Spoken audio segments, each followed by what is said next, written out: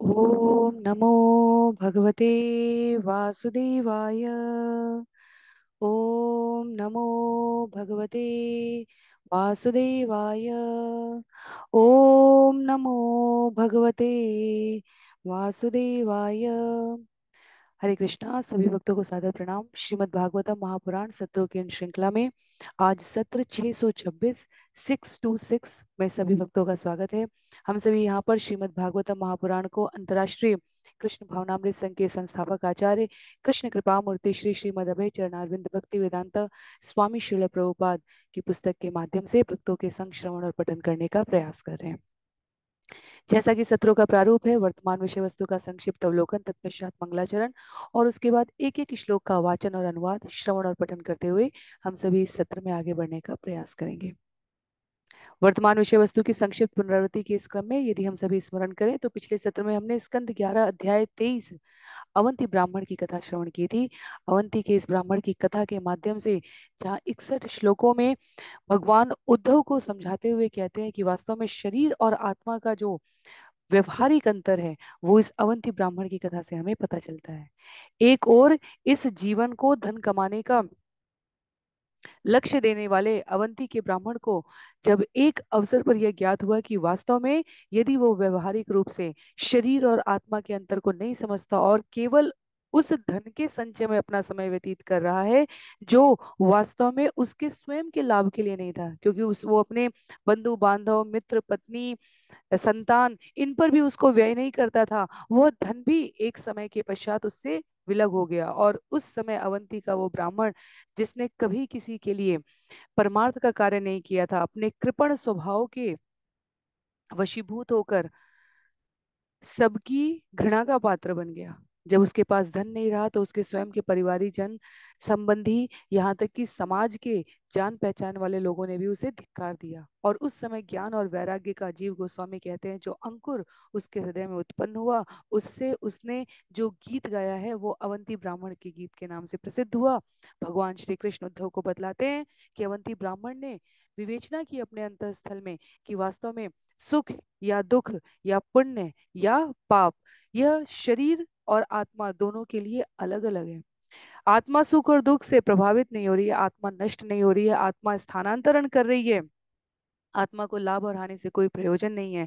पर जिस यंत्र रूपी साधन शरीर में वह प्रविष्ट होती है उसके द्वारा किए गए इन कृत्यों से आत्मा की इस जगत के भव बंधन में जन्म मृत्यु के चक्र में रहने वाली जो यात्रा है वो दीर्घगामी होती चली जाती है। तो एक एक श्लोक में वहां पर अवंती ब्राह्मण ने कहा है कि वास्तव में यदि यह मेरे लिए लाभकारी होता तो फिर यह इस शरीर के साथ कैसे नष्ट हो जाता, यह मेरे लिए लाभकारी होता तो ये शरीर के साथ कैसे नष्ट हो जाता, ये मन मेरा नियंत्रण करता होता, ये इंद्रिय मेरा साथ दे रही होती, ये सुख मुझे हानि या लाभ पहुंचा रहा होता। ये सब कुछ चर्चा करने के पश्चात उसने अंत में अपने आप को जिस व्यवहारिक धरातल पर शरीर और आत्मा के अंतर को स्पष्ट करने का और अन्यों को बताने का प्रयास किया है, वास्तव में भगवान ने वही उल्लेख उद्धव के सामने किया। तो हम सबके लिए व्यवहारिक महत्व का है ये। आज के सत्र में हम सभी स्कंद 11 अध्याय 24 आरंभ करने जा रहे हैं। तो अध्याय 24 सांख्य लीला के दर्शन की बात है। और सांख्य लीला हमने पहले भी स्कंद 3 में श्रवण की थी। यहाँ भगवान इस संक्षिप्त विषय को इसके विशद व्याख्यान के साथ 29 श्लोकों में बता रहे हैं, जिसे मंगलाचरण के पश्चात हम सभी श्रवण करने का प्रयत्न करेंगे। आरंभ करते हैं। नारायणं नमस्कृत्य नरं चैव नरोत्तमं देवीं सरस्वतीं व्यासं ततो जयमुदीरयेत्। शृण्वतां स्वकथा कृष्ण पुण्यश्रवणकीर्तन यद्यन्तस्तो य भद्राणि विधुनोति सुयत्स्यताम्। नष्टप्रायेषु भद्रेषु नित्यं भागवत सेवया भगवत्युत्तमश्लोके भक्तिर्भवति नैष्टिकी। ॐ अज्ञानतिमिरान्धस्य ज्ञानाञ्जनशलाकया चक्षुन्मीलितं येन तस्मै श्रीगुरुवे नमः।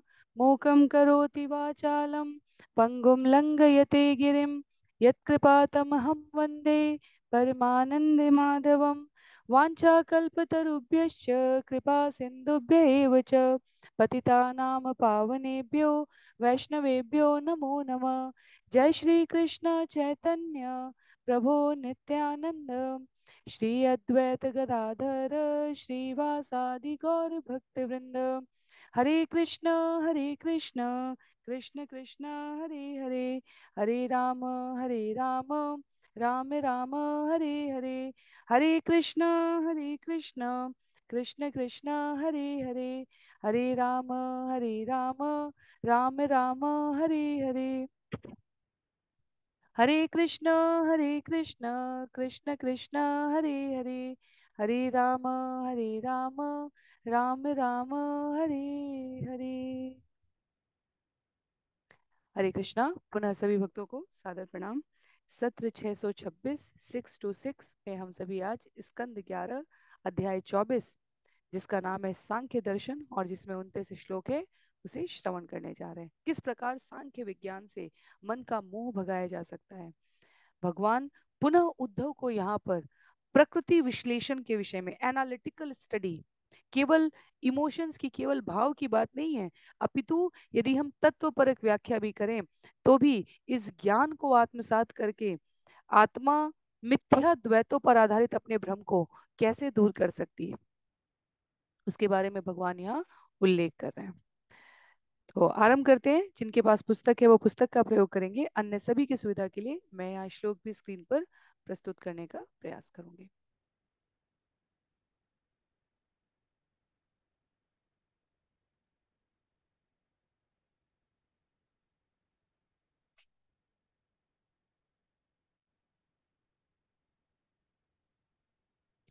श्रीभगवानुवाच अथ ते सम्प्रवक्ष्यामि साङ्ख्यं पूर्वे विनिश्चितं यद्विज्ञाय पुमान् सद्य जयात वैकल्पिकं भ्रमम्। भगवान कृष्ण ने कहा, अब मैं तुमसे सांख्य विज्ञान का वर्णन करूंगा जिसे प्राचीन विद्वानों ने पूर्णतया स्थापित किया है। इस विज्ञान को समझ लेने से मनुष्य तुरंत भौतिक द्वैत के भ्रम को त्याग सकता है। भौतिक द्वैत, द्वैत अर्थात दो की बात की जा रही है यहाँ पर। किस प्रकार मन को वश में करके इसे कृष्ण भावनामृत में स्थिर करके भौतिक द्वैत को त्यागा जा सकता है। ये अवंती के ब्राह्मण के गीत से भी हमने श्रवण किया। और यहाँ पर पदार्थ और आत्मा के, शरीर और आत्मा के अंतर को विस्तार से बतलाते हुए भगवान पुनः उद्धव के माध्यम से सामान्य जनमानस को बतलाने जा रहे हैं कि कैसे मन को आसानी से भौतिक कल्मश से हटाकर कृष्ण भावनामृत के पद पर स्थापित किया जा सकता है। तो यहाँ पर वही सांख्य दर्शन की प्रणाली का उल्लेख है जो कर्दम ऋषि के पुत्र के रूप में स्वयं भगवान कपिल ने माता देवहूति के माध्यम से सामान्य जनमानस को प्रस्तुत किया है। कैसे भगवान की शक्ति से उद्भूत होने वाले भौतिक तत्व प्रगतिशील क्रम में विकसित होते जाते हैं। तो भौतिक तत्व जिनकी हमने भौतिक सृष्टि के तत्वों की गणना 2 अध्याय पहले श्रवण की, वह किस प्रकार से विकसित होते जाते हैं, कैसे आरंभ होता है, कैसे वह सूक्ष्म से स्थूल रूप धारण करते हैं। ये कोई कल्पना नहीं अपितु विकसित विज्ञान के माध्यम में सनातन में स्पष्ट की गई है। और भगवान उसको यहाँ पर पुनः सूचीबद्ध करते हुए ज्ञान के रूप में उद्धव को प्रस्तुत कर रहे हैं। कहते हैं आसीत ज्ञानम अथ ओ अर्थ एकमेव अविकल्पितम यदा विवेक निपुणा आदो कृत युगे युगे। प्रारंभ में कृत युग के दौरान सारे लोग आध्यात्मिक विवेक में अत्यंत निपुण होते थे और इससे भी पूर्व संहार के समय एकमात्र दृष्टा का अस्तित्व था जो दृश्य पदार्थ से अभिन्न था। तो अब तक श्रवण करने के पश्चात भागवतम के नियमित सत्रों को हमें लगभग लगभग स्मरण हो चुका है कि जहां सतयुग की बात हुई थी वहां कृतयुग कहा गया था। कृतयुग में कोई अपनी उम्र से पहले शरीर नहीं त्यागता था। जैसे वर्तमान में कलयुग के लिए कहने के लिए 100 वर्ष है, पर वास्तव में 100 वर्ष का व्यक्ति कैसा होता है, कैसे कैसे चलता है या बैठता है या खाता है या कैसा दिखता है, ये कुछ समय में अभी तो वर्तमान में भी ये अपने आप में ये एक आश्चर्य होता जा रहा है। 100 वर्ष का व्यक्ति जो कलयुग में आयु निर्धारित की गई है, अब सामान्य रूप से कहीं कहीं कहीं कभी कभी कोई कोई 100 वर्ष तक जी पा रहा है। तो हम सबका एक, पर सतयुग में ऐसा नहीं था। वर्तमान में कलयुग में जैसे हम देख रहे हैं कि 100 एक संख्या रह गई है, और बहुत कम लोग वास्तव में हमें 100 तक। और ये मनुष्य के वश की बात नहीं है, उसकी आयु प्रारंभ से निर्धारित है। जैसे जैसे कलयुग आगे बढ़ता जाएगा, स्कंद 12 बहुत ही निकट है श्रवण करने के लिए, वहां हमें इसके बारे में विस्तार से पता चलेगा। तो कृत युग के दौरान सारे लोग आध्यात्मिक थे, विवेक में निपुण थे, और वह ज्ञान के पूर्ण लक्ष्य को प्राप्त करते थे। कहते हैं यहाँ पर आचार्य कि उनकी दृष्टि और वास्तविकता में कोई अंतर नहीं था। सामान्य जनता स्वरूप सिद्ध थी, उनमें भगवान की शक्ति के रूप को हर तत्व में देखने की व्यवहारिक बुद्धि थी, और इसकी वजह से उनके भीतर द्वैत नहीं था, दो, यह या यह वाली भ्रम होने की स्थिति नहीं थी। पर कहते हैं भगवान की उससे भी पूर्व, क्योंकि सतयुग से तो युगों का आरंभ हो रहा है, उससे भी पूर्व एकमात्र दृष्टा का अस्तित्व जो था वो स्वयं भगवान रहे हैं। भगवान के भीतर स्थित ज्ञान में और भगवान में कोई अंतर नहीं है। नित्य आध्यात्मिक जगत में मुक्त रहने वाले जीव भी इसी प्रकार प्रत्येक वस्तु में भगवान को देख सकते हैं। तो सतयुग में और सतयुग से पहले ये द्वैतवाद नहीं था, क्योंकि जीव प्रत्येक तत्व में भगवान की, इस सृष्टि में भगवान की दृष्टि का वो अवलोकन कर सकते थे, ऐसे समझ सकते हैं। अब लिखा है आगे, तत्माया फल रूपेण केवलम निर्विकल्पितम वाग्मनो अगोचरम सत्यम द्विधा समभवत भव बृहत्। द्वैत से मुक्त रहते हुए तथा सामान्य वाणी एवं मन के लिए दुर्गम होने के कारण उस एक पर ब्रह्म ने अपने को दो कोटियों में विभक्त कर लिया। ये है भौतिक प्रकृति तथा जीव, जो उस प्रकृति के स्वरूप को भोगने का प्रयास करते हैं। तो ये हमने पहले भी श्रवण किया, भगवान ने स्वयं को दो भागों में विभक्त किया, एक तो स्वयं भगवान और एक भगवान की शक्तियां, और शक्तियों का विस्तार विष्णु तत्व, शिव तत्व, जीव तत्व और शक्ति तत्व, जीव तत्व, विष्णु तत्व, शिव तत्व और शक्ति तत्व है।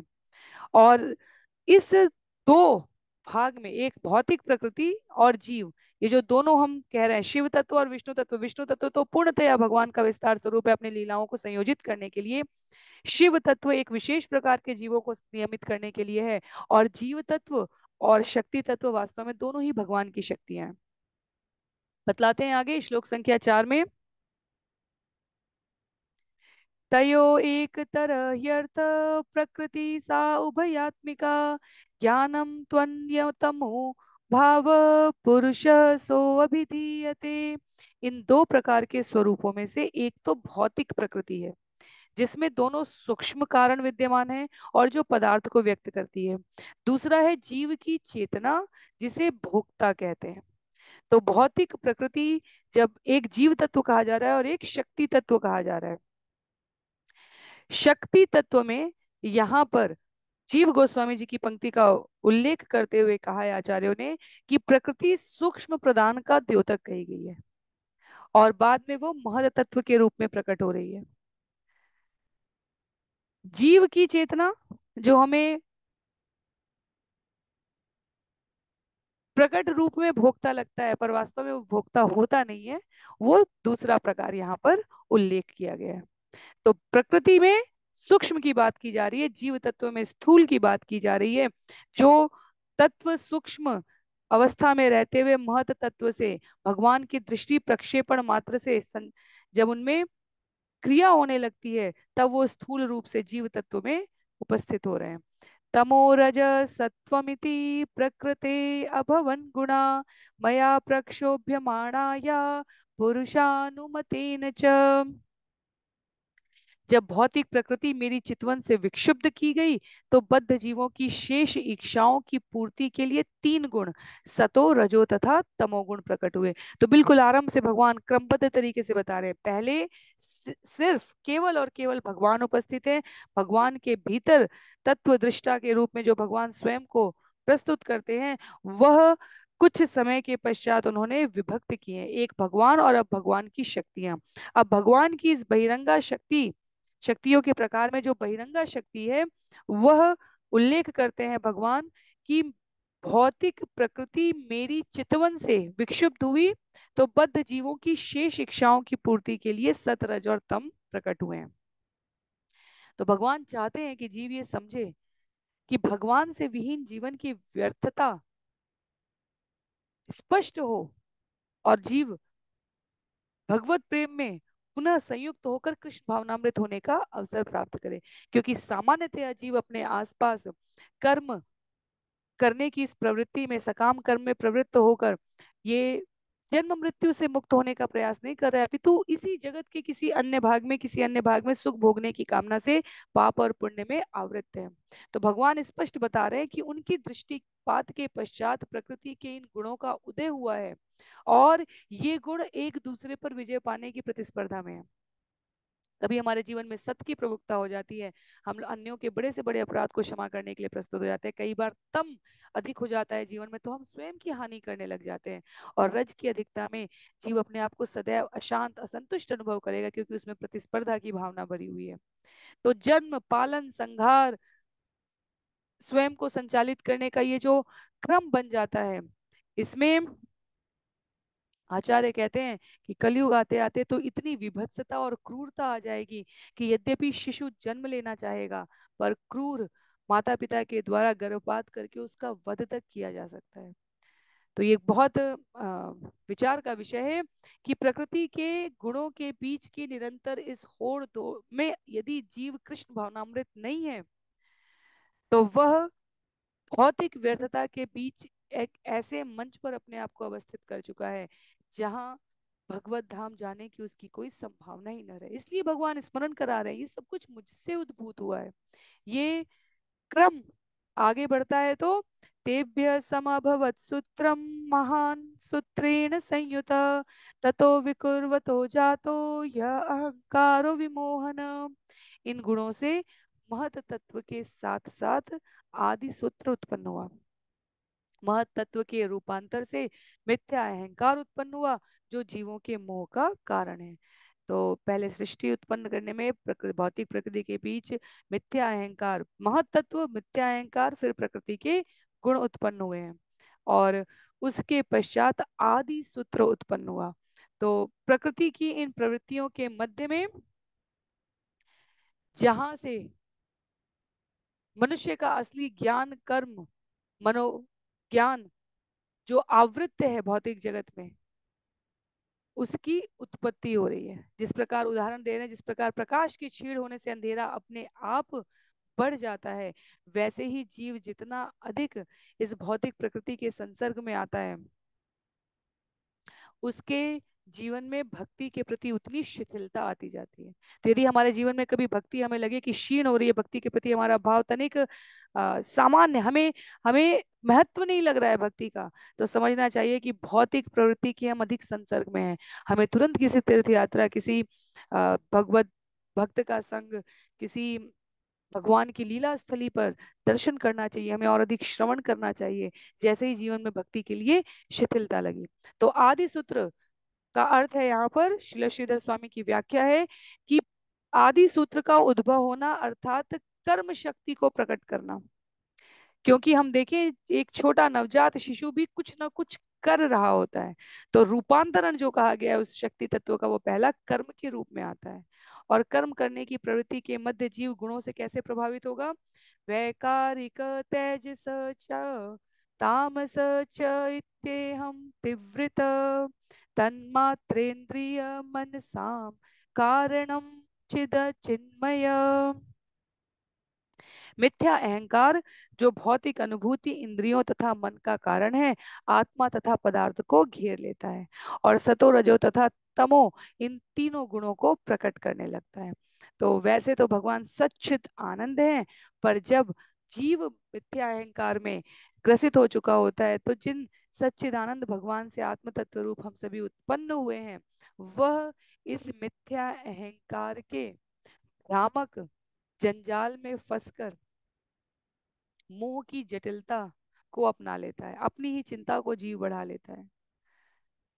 तो जहां जीवन भगवान की प्रसन्नता का एकमात्र लक्ष्य रह लेकर जीवन जीने की जीव में इच्छा होनी चाहिए थी, वहां वह अपने आप को प्रकृति के 3 गुणों से मोहग्रस्त कर लेता है। विचार करके देखें तो हम ऐसा स्वयं को समझा सकते हैं कि हमारे जीवन में आने वाली भौतिक जटिलताओं को हम अपने बुद्धि से, विवेक से, अपने सामर्थ्य से, अपनी दक्षता से सुलझा रहे हैं। पर अनेक अनेक बार जब जीवन में ऐसे अवसर आए कि हम इनमें से किसी पर भी अपना प्रभाव नहीं डाल पाते, हमारे समस्त प्रयासों के बावजूद हमारे मन का नहीं होता, कम से कम उस समय तो हमें स्वीकार करना चाहिए कि भगवान सर्वोपरि हैं और हम शुद्ध कृष्ण भावनामृत को अंगीकार करके इन जटिलताओं से स्वयं को मुक्त कर सकते हैं। यदि हमारे वश में हमारे जीवन में होने वाली समस्त गतिविधियां होती तो फिर कुछ भी हमारे मन के विपरीत नहीं जाना चाहिए, पर ऐसा होता नहीं है। हर किसी के जीवन में अवसर आता ही आता है जहां वह अपने मिथ्या अहंकार के भाव को तज कर शुद्ध समर्पण से भगवान की सार्वभौमिकता को, सर्वज्ञता को स्वीकार करता है। भक्त हर क्षण इस सर्वज्ञता को स्वीकार करते हैं। तो कृष्ण भावनामृत में रहने से हमें कभी जीवन में इस जटिलता का सामना नहीं करना पड़ता। कहते हैं आगे, अर्थ तत्मात्रिका जज्ञे तामसात इंद्रियाणि च तेजसा देवता आसन एकादश च वैकृतात्। तमोगुणी अहंकार से सूक्ष्म शारीरिक अनुभूतियां उत्पन्न हुई, जिनसे सूक्ष्म तत्व उत्पन्न हुए।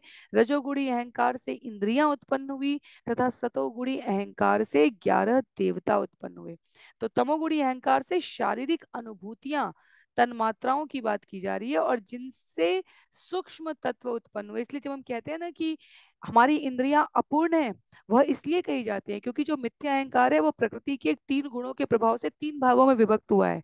प्रकृति के 3 गुण सतरज और तम से आकर मिथ्या अहंकार, सतोगुणी मिथ्या अहंकार, तमोगुणी मिथ्या अहंकार और रजोगुणी मिथ्या अहंकार बना। सतोगुणी अहंकार से 11 देवताओं की उत्पत्ति बताई गई है। रजोगुणी अहंकार से इंद्रियां उत्पन्न हुई हैं, और तमोगुणी अहंकार, इससे कहा जा रहा है जो हमारी आ,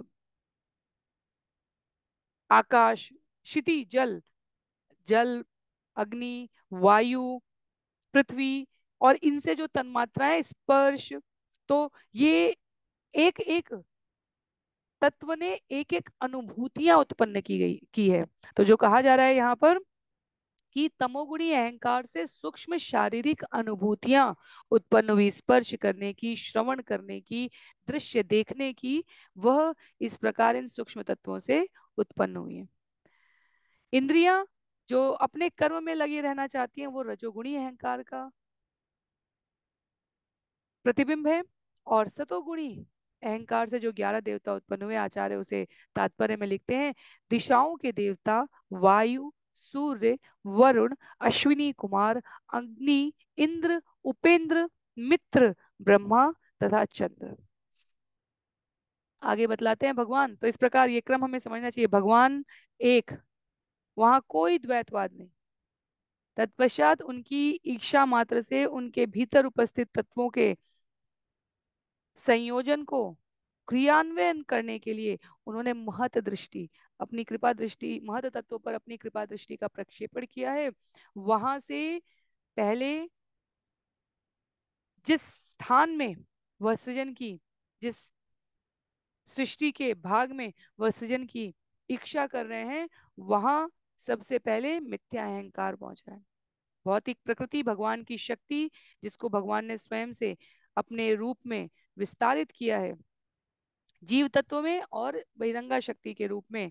तो शक्ति, आध्यात्मिक शक्ति और भौतिक शक्ति, उसने प्रकृति के 3 गुणों को इस मिथ्या अहंकार के द्वारा 3 भागों में स्वीकार किया है, सतरज और तम। और तम से हम इस प्रकार देखते हैं, इन विभिन्न प्रकार की शारीरिक अनुभूतियों का उदय हो रहा है। रज से कर्म करने की जो आदि सूत्र हमने श्रवण किया, रूपांतर हो रहा है, कर्म करने की प्रवृत्ति आ रही है। और सत में हमारे दिगंत के ये 11 देवता उपस्थित हैं।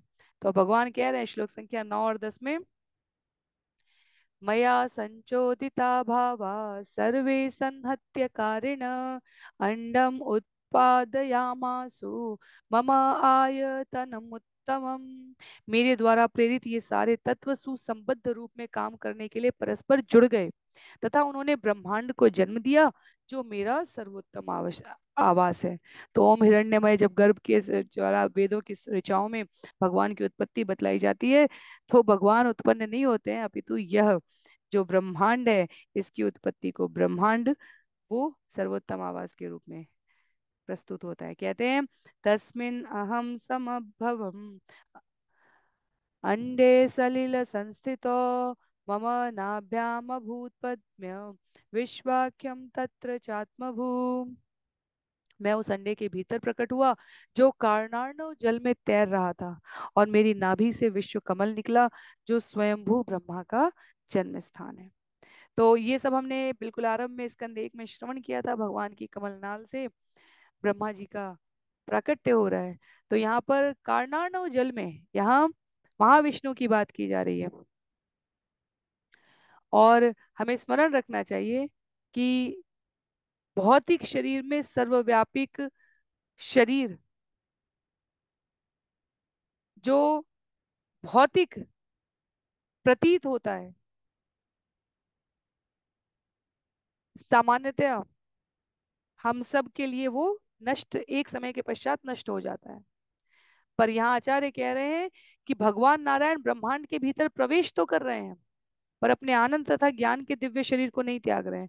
पर भगवान के नाभि कमल से उत्पन्न ब्रह्मा का शरीर भौतिक है, हरि अर्थात नारायण का शरीर सदैव दिव्य है। इसलिए ब्रह्मा जी को अपना शरीर त्यागना होता है। 100 वर्ष हमारे भी हैं, 100 वर्ष ब्रह्मा जी के भी हैं, पर हमारे 100 वर्ष और ब्रह्मा जी के 100 वर्ष में बहुत भिन्नता है। जहाँ ब्रह्मा जी के एक दिन, दिन पूरे 24 घंटे का भाग दो भागों में बांटा जाए, एक दिन और एक रात है। एक दिन में 1000 दिव्य युग है, उसी प्रकार एक रात में 1000 दिव्य युग है। एक दिव्य युग में 4 युग है।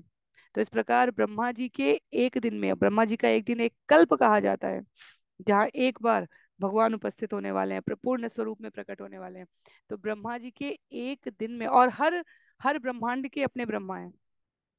तो कारणार्णव जल में अनेकानेक ब्रह्मांड सृजित हो रहे हैं, उनमें से एक ब्रह्मांड में हम सभी हैं। और ब्रह्मा जी के द्वारा प्रत्येक ब्रह्मा जी के उस एक कल्प में जहाँ ब्रह्मांड निर्मित है, जिसके अधीश्वर कहे जा रहे हैं, वो 1000 दिव्य युगों में एक बार भगवान आ रहे हैं। बहुत महत्व की बात है। पूरे ब्रह्मा जी का 100 वर्ष का जीवन 311 ट्रिलियन 40 मिलियन ईयर्स कहा जाएगा।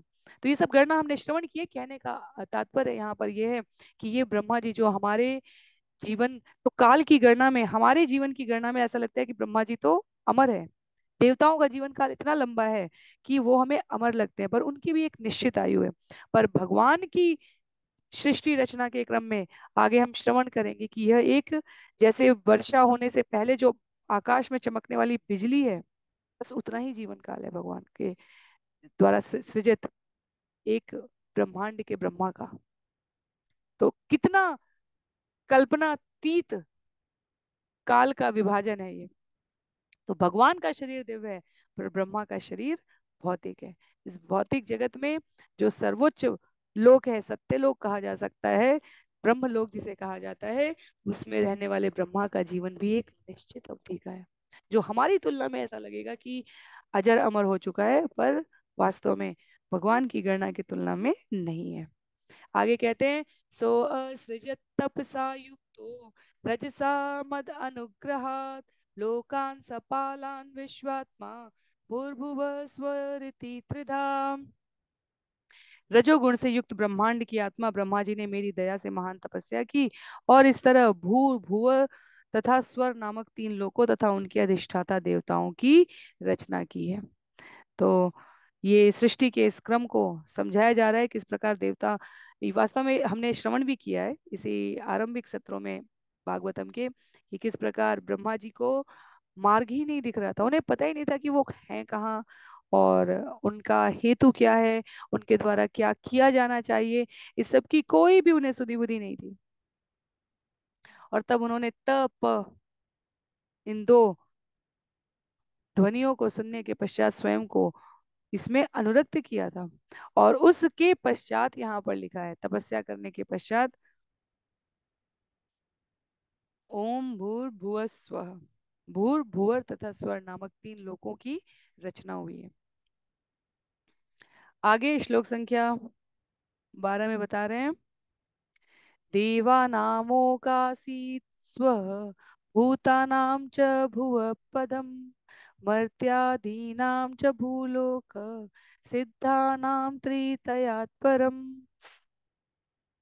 स्वर्ग की स्थापना देवताओं के निवास रूप में, भूलोक की भूत प्रेतों के निवास रूप में तथा पृथ्वी लोक की स्थापना मनुष्यों तथा अन्य मर्त्य प्राणियों के स्थान के रूप में की गई। वे योगी जो मोक्ष के लिए उद्योगशील रहते हैं, इन तीनों विभागों से परे भेज दिए जाते हैं। तो सामान्यतः जब हम श्रवण करते हैं ना कि तीन लोक हैं, तो भू भुव स्व की बात की जा रही है। भू मनुष्यों और अन्य मर्त्य प्राणियों के लिए बताया जा रहा है। भू वह लोक बताया जा रहा है जो भूत प्रेत गण हैं उनके लिए, और स्वर्ग की स्थापना हुई है देवताओं के लिए। तो इंद्रलोक, चंद्रलोक, ये सब जो अत्यंत पवित्र सकाम कर्मी हैं, उनके स्वर्गिक भोग के लिए बना है।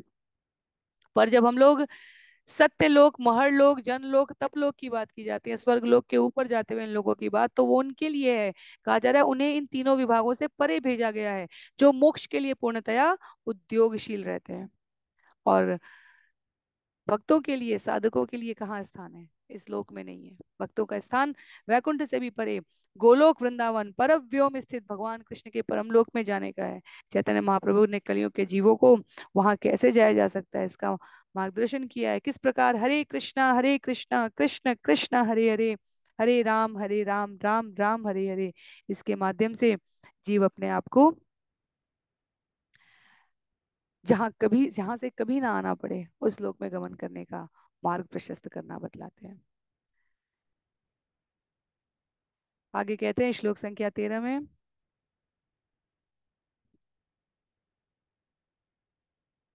अधो असुराणां नागानां भूमे ओक असृजत् प्रभो, त्रिलोक्यां गतयः सर्वा कर्मणां त्रिगुणात्मनां। ब्रह्मा ने पृथ्वी के अधोभाग को असुरों तथा नागों के लिए बनाया।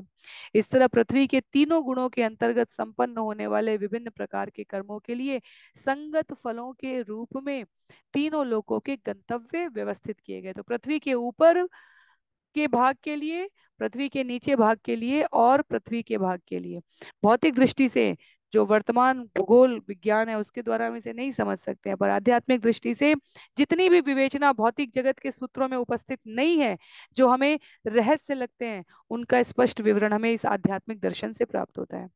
तो सर्प लोग, ये सभी लोग पृथ्वी के नीचे के भाग हैं, और भौतिक दृष्टि से हम केवल इतना समझ सकते हैं कि सांप जमीन के अंदर रहते हैं। आध्यात्मिक दृष्टि जैसे शरीर शरीर भी यदि हम देखें तो हमें तो केवल लगेगा कि ये तत्वों का संयोजन है, पर आध्यात्म में बतलाता है कि किस प्रकार यह स्थूल और सूक्ष्म तत्वों का संयोजन है। कैसे? क्षितिजल पावक गगन समीर, ये पांच स्थूल तत्व, मन बुद्धि अहंकार सूक्ष्म तत्व है। तो ये अंतर आध्यात्म में हमें स्पष्ट मिलता है। यहाँ स्पष्ट किया गया है कि किस प्रकार ब्रह्मा के ने पृथ्वी के अधोभाग को असुरों और नागों के लिए बनाया, पृथ्वी के भाग को, मर्त्यलोक को उन्होंने मनुष्य और अन्य जीवों के लिए बनाया, और ऊपर के लोकों में देवताओं के परे मोक्ष प्राप्त करने वाले तपोलोक महरलोक स्थापित किए गए। आगे इसी को कहा गया है, योगस्य तपस चैव न्यासस्य गतयो अमला, महजन तप सत्यम भक्ति योगस्य मद्गति। योग, महान तप तथा संन्यास जीवन से महरलोक, जनोलोक, तपोलोक तथा सत्यलोक के शुद्ध गंतव्य प्राप्त किए जाते हैं, किंतु भक्ति योग से मेरा दिव्य धाम प्राप्त होता है। तो भगवान स्पष्ट कर दे रहे हैं कि इन लोकों से परे भौतिक लोक में नहीं आता भगवान का दिव्य लोक। जो अपने आप को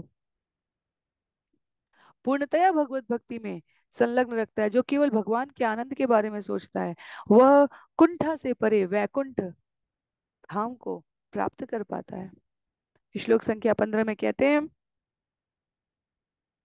मया कालात्मना धात्रा कर्मयुक्तम् इदं जगत्, गुणप्रवाहे एतस्मिन् उन्मज्जति निमज्जति। काल शक्ति के रूप में कर्म करते हुए मुझ परम श्रेष्ठा द्वारा इस जगत में सकाम कर्म के सारे फलों को व्यवस्थित किया गया है। इस तरह प्राणी प्रकृति के गुणों के प्रबल प्रवाह की सतह पर कभी उठता है तो फिर कभी डूब जाता है। तो इस जगत में यदि हम केवल कर्मयोग से सर्वोच्च स्थान प्राप्त करना चाहें तो भगवान ने भगवत गीता में भी स्पष्ट किया है कि ये संभव नहीं है। क्योंकि क्या होगा, कभी कर्म फल प्रकृति के गुणों के संसर्ग में जीव को ऊपर उठाएगा, और कभी कर्म फल उनको प्रकृति के गुणों के संसर्ग में सतरज तम में विभिन्न प्रकार से व्यवहार करते हुए नीचे भी डूबने वाली स्थिति में पहुंचा सकता है। इसी प्रकार ज्ञान योग भी है। ज्ञान योग और कर्म योग दोनों प्रकृति के संसर्ग से प्रभावित होते हैं, पर जब इसमें भक्ति योग, प्रत्येक कर्म जब भगवान की प्रसन्नता के लिए किया जाने लगे, प्रत्येक ज्ञान के बिंदु का प्रयोग जब भगवान के अपने हृदय के शुद्धिकरण के लिए किया जाने लगे, तब प्रकृति के तत्व गौण हो जाते हैं। तब सतरज और तम कार्य नहीं करते। इसलिए कृष्ण भावनामृत में रहकर कार्य करना, ज्ञान का प्रयोग करते हुए कार्य करना, ये पूर्णता कहा गया है। अणु बृहत् कृश स्थूल य भाव प्रसिद्ध्यति सर्वोऽपि उभय संयुक्त प्रकृत्या पुरुषेण च। इस जगत में जो भी स्वरूप विद्यमान दिखते हैं, चाहे वे छोटे हों या बड़े, दुबले हों या मोटे, उनमें भौतिक प्रकृति तथा इसका भोक्ता आत्मा दोनों रहते हैं। तो इस जगत में जो भी स्वरूप विद्यमान है, भौतिक प्रकृति तथा भौतिक आत्मा, भोक्ता आत्मा, दोनों उपस्थित है। कहा गया है ना, एक वृक्ष की डाल पर जैसे दो पक्षी बैठे हैं, वैसे ही आत्मा और परमात्मा प्रत्येक हृदय में उपस्थित है। ये हम पर निर्भर करता है कि हम उस आत्मा तत्व तो उपस्थित है, इसलिए हमारे शरीर में अभी चेतना है, पर हम परमात्मा तत्व के साथ अपने आप को साध पाते हैं कि नहीं, हम उसके साथ अपने संपर्क को स्थापित कर पाते हैं या नहीं। तो सांख्य विज्ञान के इस विश्लेषण में भगवान आगे कहते हैं, यस्तु यस्यादि अंतः च स वै मध्यम च तस्य सन् विकारो व्यवहारार्थो यथा तेजस पार्थिवा। स्वर्ण तथा मिट्टी मूलतः अवयव रूप में विद्यमान है। स्वर्ण से सोने के गहने यथा कंगन तथा बालियां, और मिट्टी से बर्तन तथा तस्तरियां बनाई जा सकती हैं। स्वर्ण तथा मिट्टी जो कि मूल अवयव हैं, वो उनसे बनने वाले पदार्थों से पहले से विद्यमान रहते हैं, और जब अंत में इन पदार्थों को नष्ट किया जाता है तो वो मूल अवयव स्वर्ण तथा मिट्टी बने रहते हैं।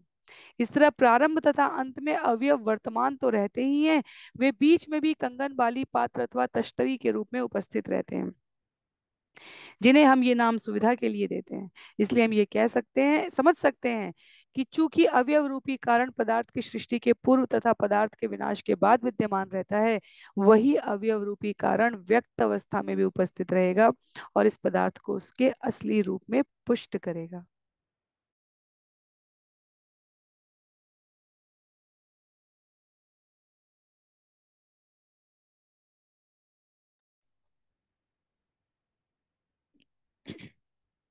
यहाँ भगवान बतलाना चाह रहे हैं इस बहुत ही सरल उदाहरण से। स्व-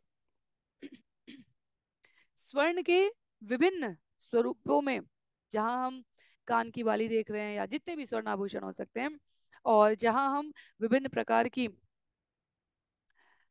व्यवहारिक वस्तुओं के रूप में, प्रतिदिन के रसोई के सामान के रूप में मिट्टी से बने हुए विभिन्न प्रकार के आकार प्रकार के सजावट के श्रृंगार के जो कुछ भी हम सोच सकते हैं सामान बन रहे हैं, उन सब का पदार्थ के रूपांतरण में प्रयोग हो रहा है।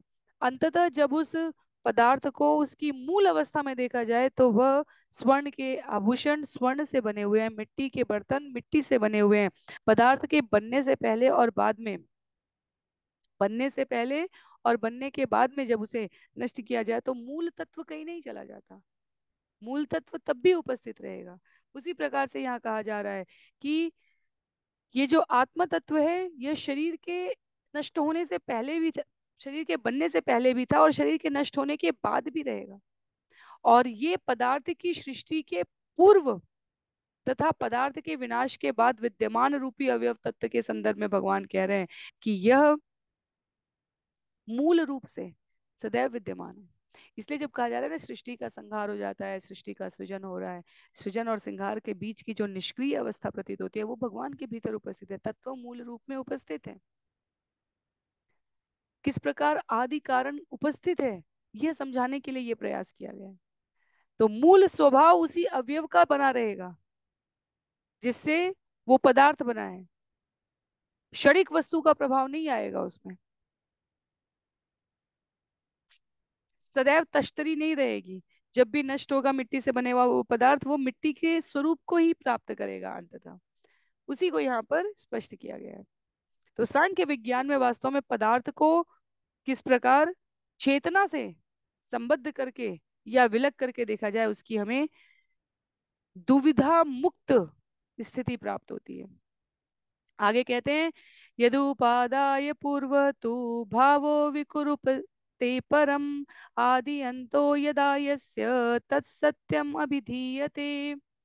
किसी आवश्यक अवयव से बनी हुई भौतिक वस्तु द्वारा, वस्तु रूपांतर द्वारा अन्य भौतिक वस्तु उत्पन्न करती है।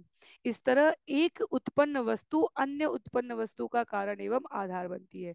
इस तरह कोई विशेष वस्तु इस हेतु असली कहलाती है क्योंकि यह उस दूसरी वस्तु के मूल स्वभाव से युक्त होती है जो इसकी आदि तथा अंतिम अवस्था होती है।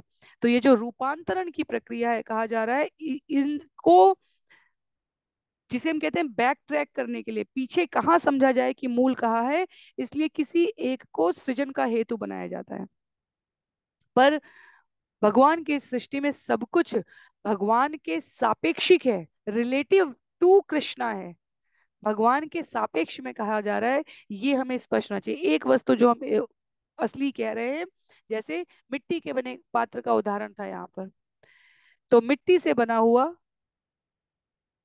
पात्र, मिट्टी मूलतः पृथ्वी से आ रही है, तो पृथ्वी यहाँ पर आदि अवयव कही जा रही है, मूल जो पदार्थ है वो पृथ्वी कही जा रही है। वहां से मिट्टी का जो स्वरूप है वो विभिन्न रूपों में रूपांतरित किया जा रहा है।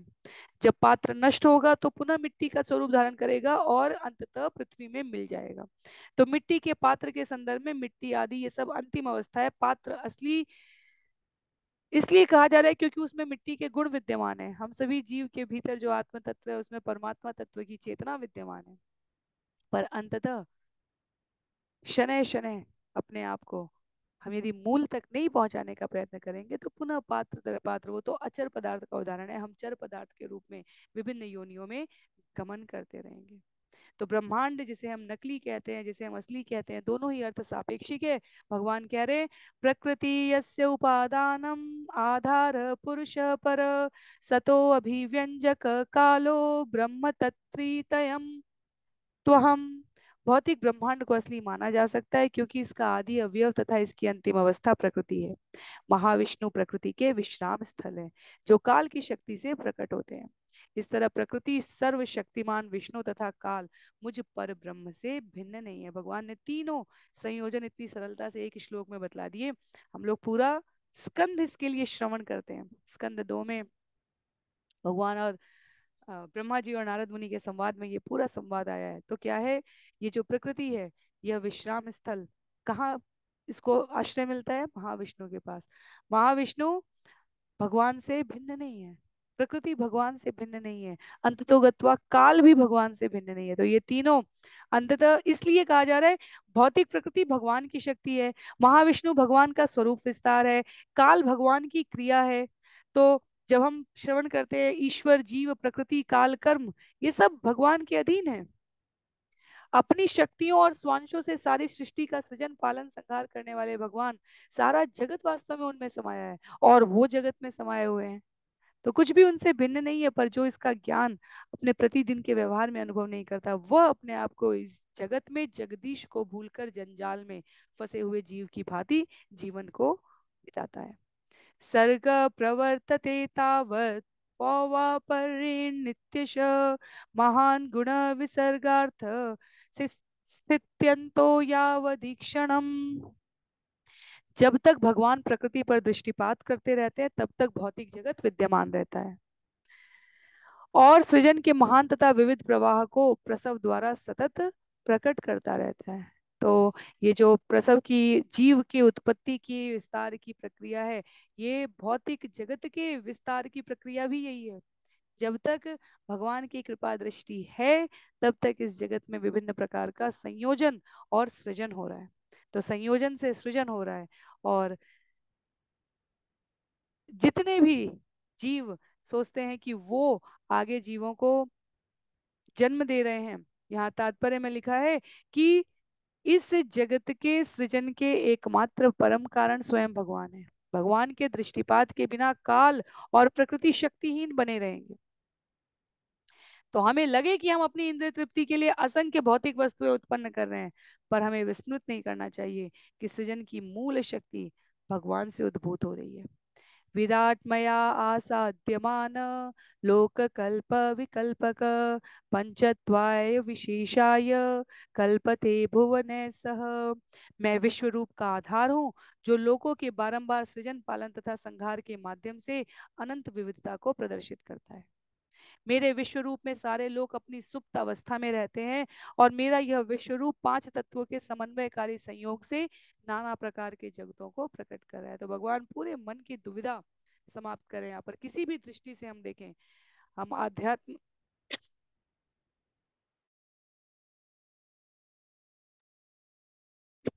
अध्यात्म से देखें, सांख्य से देखें, हम इस जगत के भौतिक विकास की दृष्टि से देखें, बारंबार सृजन पालन और संहार की प्रक्रिया विविधता पूर्ण तरीके से भगवान के द्वारा उद्भुत विभिन्न तत्वों के समन्वयकारी संयोग से प्रकट हो रही है।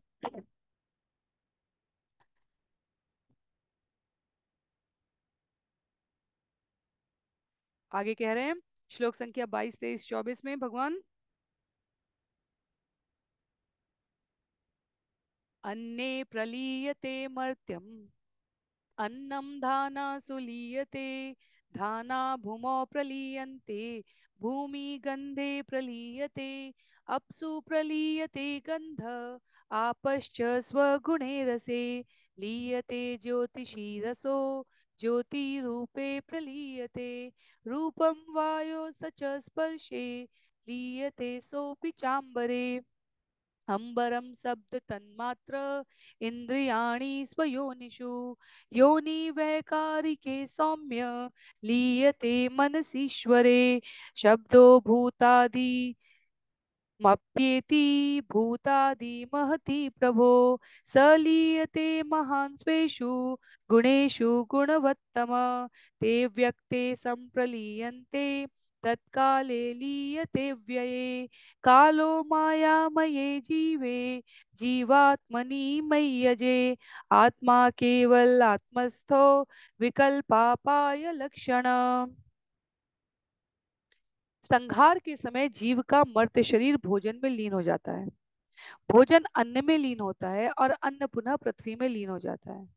पृथ्वी अपने सूक्ष्म अनुभूति गंध में लीन हो जाती है, गंध जल में, और जल अपने गुण स्वाद में लीन हो जाता है, स्वाद अग्नि में और अग्नि रूप में लीन हो जाती है, रूप स्पर्श में और स्पर्श आकाश में लीन हो जाता है, आकाश अंततः ध्वनि अनुभूति में लीन हो जाता है, सारी इंद्रियां अपने उद्गम रूप अधिष्ठाता देवों में लीन हो जाती हैं।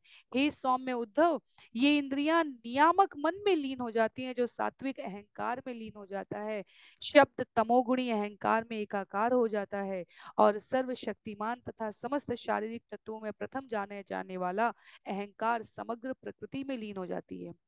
तीन गुणों की धात्री समग्र प्रकृति गुणों में लीन हो जाती है, तब ये गुण प्रकृति के अव्यक्त रूप में लीन हो जाते हैं, और यह अव्यक्त रूप काल में लीन हो जाता है, काल परमेश्वर में लीन हो जाता है, जो सर्वज्ञ महापुरुष के रूप में समस्त जीवों के आदि प्रेरक के रूप में रहते हैं। समस्त जीवन का उद्गम मुझ अजन्मा परमात्मा में, जो अपने भीतर स्थित रहकर अकेला रहता है, लीन हो जाता है। उन्हीं से समस्त सृजन तथा संहार प्रकट होते हैं। अभी हमने, भगवान ने जब सांख्य दर्शन के बारे में बताना आरंभ किया, तो हमने भगवान से उद्भूत होते हुए सृजन के बारे में श्रवण किया। अब भगवान सृष्टि समेटते कैसे हैं उसका उल्लेख किया। तो जो अभी विस्तार इस प्रकार से शाखाओं प्रशाखाओं में हमने देखा, इनके वापस जाने की प्रक्रिया भी वैसी है। सृजन की प्रक्रिया और संहार की प्रक्रिया दोनों यहाँ पर उल्लेखित है। बिल्कुल आरंभ से यदि हम देखें, तो हमने सृजन के रूप में क्या देखा। सबसे पहले भगवान ने अपने इच्छा तत्व महत तत्व से भी पहले परमात्मा स्वरूप विस्तार किया, उद्गम के रूप में, समस्त जीव का उद्गम मुझ अजन्मा परमात्मा के रूप में। वहां से समस्त जीवों के आदि प्रेरक के रूप में भगवान ने काल उपस्थित किया है। काल अव्यक्त रूप में नहीं जा रहा है, जब वो प्रकट रूप में आ रहा है तो वहां से प्रकृति आ रही है, प्रकृति से उसके गुण आ रहे हैं, गुण से अहंकार आ रहा है, अहंकार अपने तीन भागों सत रज और तम, सात्विक अहंकार, राजसिक अहंकार और तामसिक अहंकार में आ रहा है। सात्विक अहंकार से देवता आ रहे हैं, राजसिक से इंद्रियां आ रही हैं, तामसिक से विभिन्न प्रकार के तत्वों का उद्भव हुआ है, जहां आकाश से, स्पर्श से, रूप से, अग्नि से, अग्नि से जल, जल से गंध, गंध से पृथ्वी, पृथ्वी से विभिन्न प्रकार के अन्न, अन्न से जीवों की सृष्टि हो रही है। तो संहार के समय भगवान ने इसी क्रम को उल्टा कर दिया। संहार के समय जीव का मर्त्य शरीर भोजन, तो विभिन्न प्रकार के, जब शरीर मृत होता है या तो जला दिया जाता है या जमीन में गाड़ दिया जा रहा है, तो वो क्या हो रहे हैं, वो विघटित हो रहे हैं, तत्व विघटित हो रहे हैं, और वो विघटित होकर पृथ्वी में लीन हो रहे हैं। तो उल्टा क्रम भी इसी प्रकार चल रहा है। पृथ्वी की सूक्ष्म अनुभूति गंध से है, गंध जल में जा रही है, जल अपने सूक्ष्म अनुभूति स्वाद में जा रहा है, स्वाद अग्नि में जा रही है, अग्नि अपने रूप में संलिप्त हो रही है, रूप स्पर्श में और स्पर्श आकाश में। तो ये इस प्रकार से तामसिक अहंकार के तत्वों की यहाँ पर विलुप्ति हो गई। राजसिक अहंकार के तत्वों के रूप में कहा जा रहा है कि जो सारा आकाश है वो ध्वनि में लीन हो रहा है, और इंद्रियां अपने उद्गम रूप अधिष्ठाता में, देवों में लीन हो जा रही है। तो सौम्य इंद्रियां मन में, मन अहंकार में, इस प्रकार लीन होते होते अंततः पुनः परमात्मा में सब कुछ। तो संहार सृजन एक दूसरे का विपर्य है, एक से विस्तार हो रहा है और एक से समापन हो रहा है। तो अंततः हर वस्तु भगवान के भीतर आश्रय पाने के लिए उनमें लीन हो रही है, और भगवान अपने परम पूर्ण पद पर अधिष्ठित बने हुए हैं। अंतिम दो श्लोक है, भगवान यहाँ पर सांख्य दर्शन का इस प्रकार सुंदर अवलोकन करा रहे हैं उद्धव को। आगे कहते हैं, एवं अन्वीक्षणमाणस्य कथं वैकल्पिको भ्रम मनसो यदि तिष्ठेत व्योमनिवारकोदये तम। जिस तरह उदय होता सूर्य आकाश के अंधकार को हटा लेता है, उसी तरह विश्व संहार का यह विज्ञान गंभीर जनों के मन से भ्रामक द्वैत को हटा देता है। यदि किसी तरह हृदय के भीतर भ्रम प्रवेश भी कर जाता है तो वह वहां ठहर नहीं सकता। तो ये विज्ञान है, सांख्य विज्ञान है। हमारे यहाँ संपूर्ण शास्त्रों का अध्ययन वास्तव में विज्ञान है। ज्ञान को व्यवहार रूप में प्रयोग करना विज्ञान कहलाता है। सांख्य का ये विज्ञान समझना हमारे जीवन से सभी प्रकार के भ्रम को हटा देगा। कोई भी कल्पित अज्ञान जीवन में उपस्थित हो वो नष्ट हो जाएगा। तब कोई भी बुद्धिमान जीव इस शरीर को आत्मा के रूप में नहीं स्वीकार करेगा। तब हमारे जीवन में ये स्पष्टता आ जाएगी कि किस प्रकार स्थूल से सूक्ष्म और सूक्ष्म से परम पद पर अधिष्ठित भगवान की उपस्थिति जीवन में कभी हमारी चेतना में ऐसा भ्रम न लाए कि हम आध्यात्मिक ज्ञान के इस प्रकाश को अपने जीवन में अनुभूत न कर सके, कभी विस्मृत ना हो ये ज्ञान। ये शरीर आत्मा नहीं है, ये पूरा सांख्य ये विज्ञान भगवान ने इसलिए प्रस्तुत किया। कहते हैं श्लोक संख्या 29 में, एष सांख्य विधि प्रोक्त संशय ग्रंथि भेदन प्रतिलोमानुलोमाभ्याम परावर दृशामया। इस तरह हर भौतिक तथा आध्यात्मिक वस्तु के पूर्ण दृष्टा मैंने यह सांख्य ज्ञान कहा है, जो सृष्टि तथा संहार के वैज्ञानिक विश्लेषण द्वारा संशय को नष्ट करता है। तो हमारा मन किसी कल्पना के जंजाल में न फंसे, इसलिए भगवान कहते हैं कि सृष्टि के सृजन और संहार दोनों को स्पष्ट करता हुआ यह वैज्ञानिक विश्लेषण मैंने स्वयं पूर्ण दृष्टा की अपनी स्थिति से कहा है। उनके पास अधिकार है इसको कहने का। जहां से देवता उद्भूत होते हैं वो वहां तक की बात कहते हैं, जहां पर ऋषि महर लोग तपल लोग हैं वो वहां तक की बात कह सकते हैं, यहाँ तक कि ब्रह्मा भी केवल जहां से उद्भूत हुए हैं वहां तक की बात कह सकते हैं। केवल भगवान ही ब्रह्मा के उत्पन्न होने से पहले क्या था वो स्पष्ट कर सकते हैं। और इसलिए जो भगवान के चरण कमलों की शरण ग्रहण करते हैं वह विमल बुद्धि के द्वारा यह सब कुछ देख सकते हैं, समझ सकते हैं। स्कंद 12 में मार्कंडेय ऋषि को यह देखने का अवसर प्राप्त होगा, सृष्टि का विलय निलय कैसे हो रहा है। तो भगवान की वास्तविक सिद्धि वास्तविक प्रामाणिक विधि के द्वारा ही समझी जा सकती है। भवबंधन से मुक्त होकर भगवान की नित्य सेवा में अपना समय बिताने वाला जीव साधक इस पूरे क्रम को जानता और समझता है। अध्याय यहाँ पर समाप्त हो रहा है, पर हमारे लिए बहुत सारे व्यवहार परक बिंदुओं पर मनन करके, चिंतन करके दुविधाओं से मुक्त होने का अवसर प्रदान कर रहा है। कहते हैं आचार्य यहाँ पर, इस प्रकार श्रीमद् भागवतम के 11वें स्कंद के सांख्य दर्शन नामक 24वें अध्याय के श्रील भक्ति वेदांत स्वामी प्रभुपाद के विनीत सेवकों द्वारा रचित तात्पर्य पूर्ण हो रहे हैं। तो अध्याय के साथ ही आज का सत्र भी समाप्त हो रहा है। अगले सत्र में हम सभी स्कंद 11 अध्याय 25 को श्रवण करने का प्रयास करेंगे। अध्याय 25 में प्रकृति के 3 गुण तथा उनसे परे, छोटे इन विषयों को बहुत ही संक्षिप्त में पर बहुत ही महत्वपूर्ण बिंदुओं को एक क्रमबद्ध तरीके से प्रस्तुत करते हुए भगवान यहाँ पर उद्धव को पुनरावृत्ति करा रहे हैं। उद्धव से अधिक हम सबको पुनरावृत्ति करा रहे हैं। सृष्टि के सृजन और संहार को कितनी सरलता से भगवान ने यहाँ इन 29 श्लोकों के द्वारा समेट लिया है। आगे हम लोग इन प्रकृति के गुणों, 3 गुणों को और इनके परे के भाव को समझने का प्रयास करेंगे। किसी भी विषय की दुविधा के लिए, असहमति के लिए आप जहां भी जुड़े हैं वहां अपने विचार प्रेषित कर सकते हैं। आज के लिए सत्र को यहीं पर समाप्त करते हैं। श्रील प्रभुपाद की जय, श्रील गुरुदेव की जय, अनंत कोटि वैष्णव वृंद की जय, श्रीमद् भागवतम महापुराण की जय। हरे कृष्णा।